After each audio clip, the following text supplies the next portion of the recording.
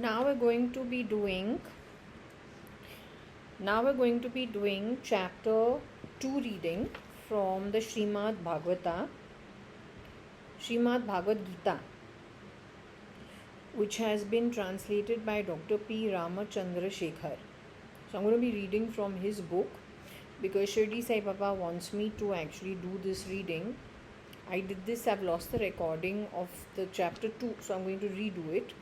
And he has told me to do this very specifically, which I took a couple of days break from it.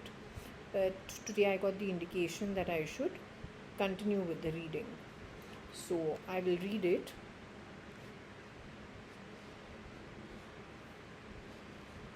And my Sanskrit is not good at all. I have not studied it at all. So I could be a little wrong. I will try and read the English version of it. So chapter 2 goes Sankhyayogaha.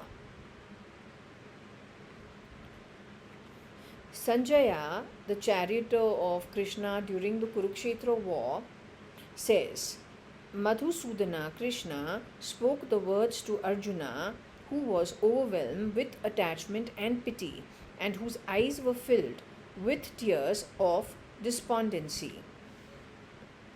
The blessed Lord said, O Arjuna, wherefrom has this unworthy delusion which bars attainment of heaven, this disgraceful dejection come upon you, which is unworthy of a warrior? O Arjuna, do not yield to unmanliness. It doesn't befit your honor. Cast off the cowardice and weak-heartedness. Stand up, O vanquisher of enemies. Arjuna said, O Madhusudana, O destroyer of enemies, how can I strike in the battle with my arrows Bhishma and Drona, who are worthy of my worship? I prefer to live on arms rather than slay the elders, who are great men of honor. All my enjoyments, wealth, and desires that I attain on this earth would be stained by their blood if I kill them here. I know not as to which is correct, killing the Kauravas or being killed by them, for it is the same Kauravas who stand opposing me, after whose killing I wish not to live. O Krishna, I am blinded by passion and compassion. My Kshatriya nature is overpowered by weakness. My mind is in confusion about my duty. I surrender to you, O Lord Krishna. Please guide me, for I am your disciple who has taken refuge in you. I am unable to understand any remedy for the sorrow which torments my senses, even if I were to attain prosperous monarchy on this earth, or even heavens unopposed. Sanjaya said, having expressed his views, Gudakesha Arjuna, the conqueror of foes, said to Lord Krishna, I shall not fight, and then remained silent.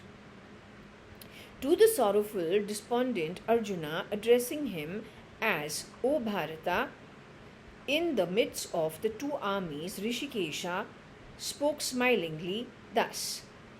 The blessed Lord said, O Arjuna, you are grieving for those who should not be grieved for by you, yet you speak words of wisdom. A truly wise person does not grieve for those who are dead or for those who are living. It's not that I, the Atma, or you, or any of these kings ever existed in the past or shall exist or cease to exist in the future. Atma remains unchanged in the body during infancy, youth, and old age. Similarly, when it attains another body, it stays the same. The wise man and men understand this one truth and are never grieved or aggrieved. O son of Kunti, The notions of heat and cold, pain and pleasure are perceived by the body only due to contact of the senses with the object. As a matter of fact, they are all illusions and are perishable. Hence, do bear with them. O brave one, who is undisturbed in states of pain and pleasure, and whom these notions don't disturb, is fit for liberation. Men possessed of true knowledge know the veracity of the statement that real Atma never ceases to exist and unreal Anatma never really exists. Know that by which everything is pervaded to be immutable. That being immutable is indestructible. The indestructible, immeasurable, and changeless Atma assumes innumerable bodies of names and forms. These physical forms are sure to have an end. Therefore, O Bharata, do fight. One who misunderstands the Atma is the slayer, or one who knows it to be slayed. Both do not know the truth. Atma is neither the killer nor can Atma be killed. Atma is never born nor can it be destroyed. It never comes to existence nor ceases to exist. Atma is eternal, unborn, and immutable. Atma is not destroyed when the body gets killed.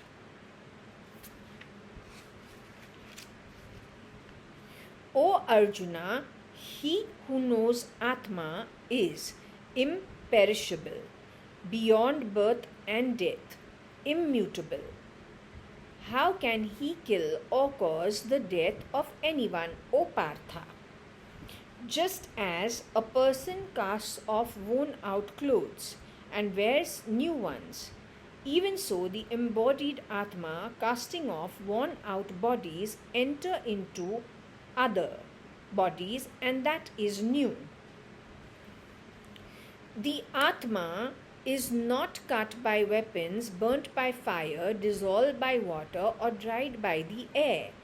The Atma is indivisible, non-combustible, insoluble, nor dried by the air. The self being changeless, perfect, all-pervading, stable, immovable, is permanent. Atma is not grasped by sensual mechanism. It is beyond conception and is unchangeable. O Arjuna, accepting Atma as such, do not grieve. If even for the sake of argument you accept that Atma as being born and dead constantly, then again you should not grieve, because they will be born again. One who is born must die, and the dead indeed have to take birth again. Hence, over this unavoidable law, you must not grieve. O Arjuna, there is no name or form in the beginning, and there will be none at the end. The manifestations occur only in the middle, hence they are illusionary. So do not grieve about it. Atma is understood differently. Some look at the Atma with marvel. Others speak about the Atma as wonderful terms, and the others hear it as a wonderment. Many remain ignorant about the Atma in spite of hearing about it. O Bharata, the immutable Atma is the indweller in all the bodies and is ever indestructible. Therefore, do not grieve for anybody. even if you perceive it from a dutiful point of view. There is nothing more righteous for the Kshatriya, the warrior class, than waging a righteous war. Hence, do not waver. O Arjuna, lucky are you and the Kshatriyas for whom the chance for fighting a righteous war has come unsought in its normal course, as the battle opens the gate to the heavens. If you refuse to fight the legitimate battle, you will fail in righteous duty and will ultimately incur sin. All the men and living beings divine will hold you in reprobation. For the men of honor, disgrace is worse than death. All the great warriors will consider you a coward, and due to the cowardly retreat, you will fall from the high esteem which they put you on. With ignoble retreat, the enemies will slander the valor and say unseeming words for you. Can there be anything more intolerable than that? O Arjuna, you shall attain heaven if you die fighting, and you shall attain sovereignty if you emerge victorious in battle. Therefore, arise, muster the courage, and resolve to fight the battle. Considering pain and pleasure, gain and loss, conquest and defeat all alike, fight the battle of righteousness. Thus, you will not incur any sin. O Partha, the way of wisdom, self-knowledge has been narrated to you. Now the path of practicing it shall be narrated, adhering to which, if you in the right manner follow it, you can break the bonds of karma.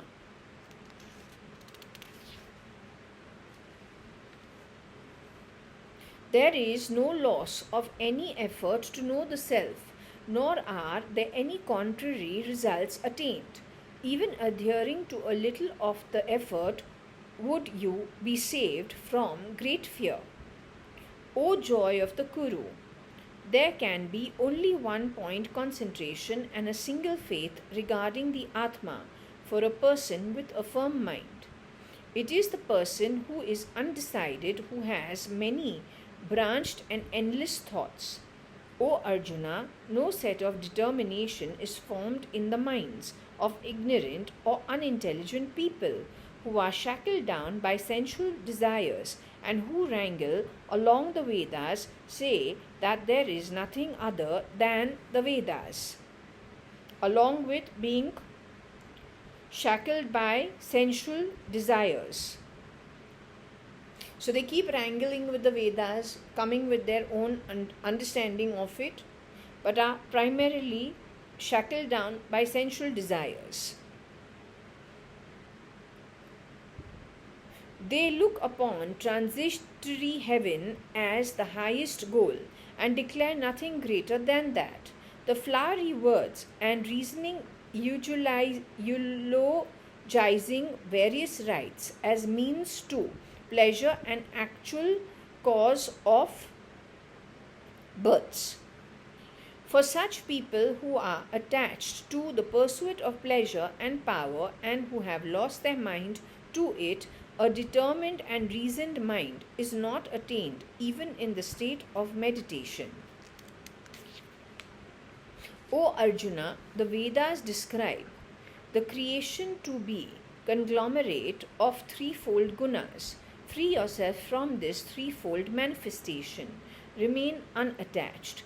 Be ever balanced. Rise above the feelings of pain and pleasure and become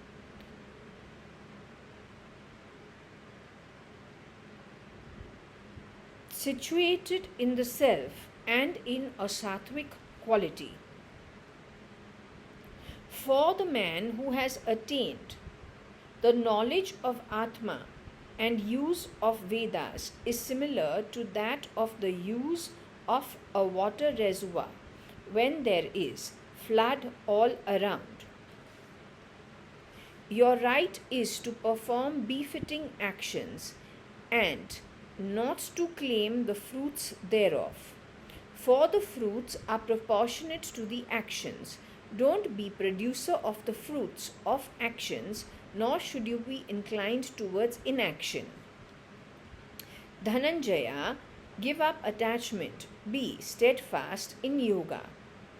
Keep the mind in equilibrium and be unconcerned as regards to success and failure while performing the action. Such evenness of mind is known as yoga. O Arjuna, performing these actions without any attachment to the fruits generated is the highest state, and far inferior to it is working with desire and motivation for results. Fix the mind to evenness. Stay even in the mind. For wretched are those who perform actions desiring expected results. A wise man established in such a state of evenness, evenness, rises above virtue and vice. Fix the mind to such a yoga. Yoga is expertise in one's actions. One who fixes the mind in the true knowledge of the Atma and has the evenness of mind never attaches any importance to the results of the actions.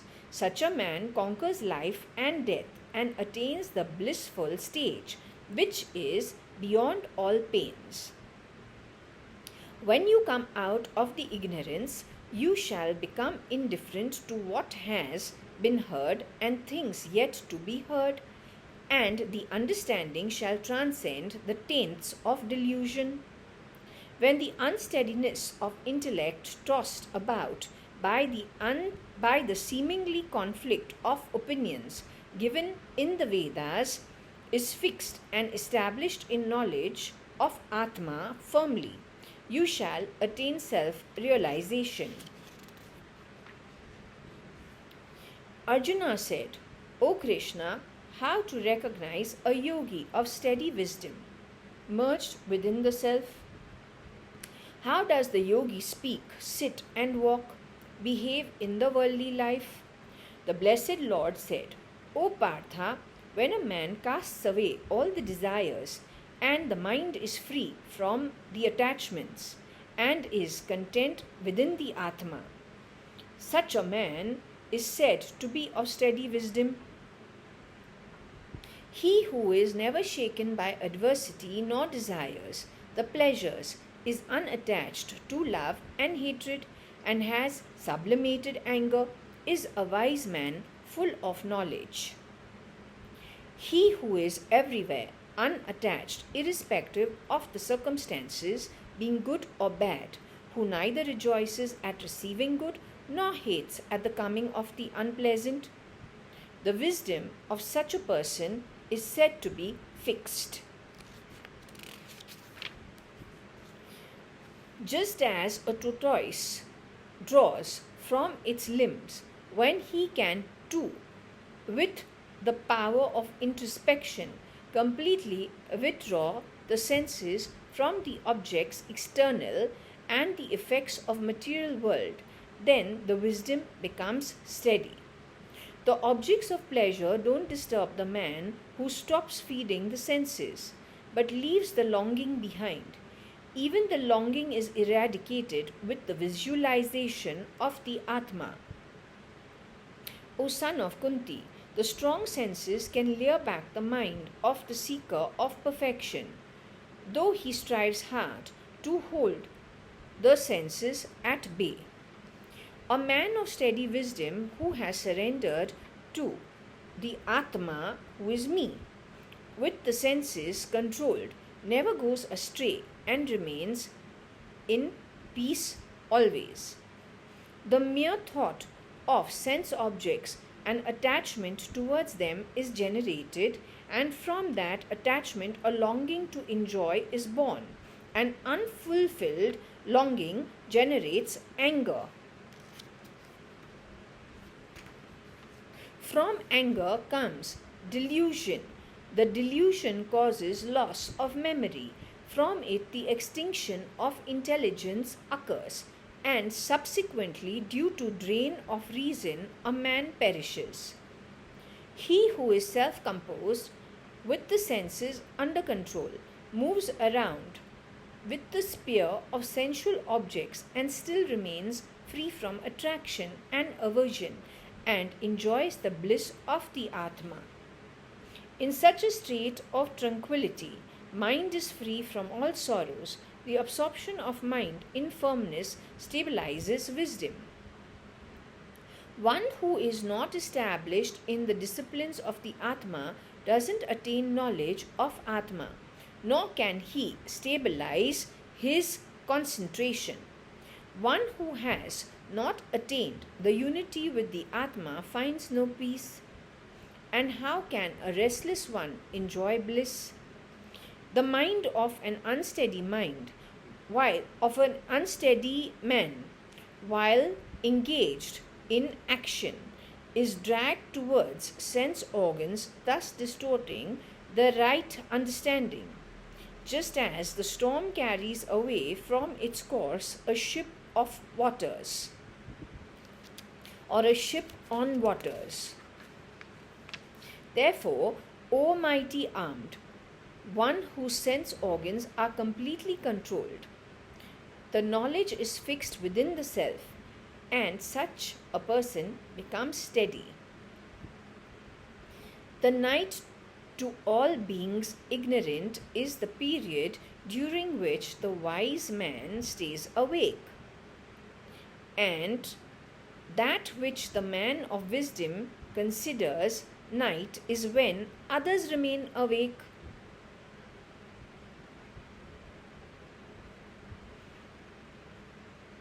The night to all beings who are ignorant is that period during which the wise man stays awake.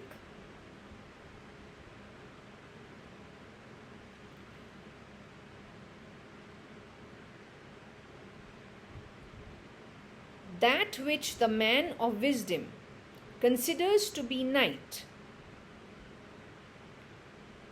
is when others remain awake. Just as the ocean remains brimful and still even as rivers flow to it, so too a man of wisdom in whom all desires find refuge without disturbing him find happiness. A man hankering after desires finds no peace. The man of wisdom who is free from desires and performs all actions without attachment and longing and is devoid of ego attains the ultimate bliss. O Arjuna, this is the state of Brahmanishta wherein the seeker is wholly immersed and established in true knowledge and is true knowledge. He is never deluded in such a state and continues to be so even at the death hour and attains oneness with Brahman.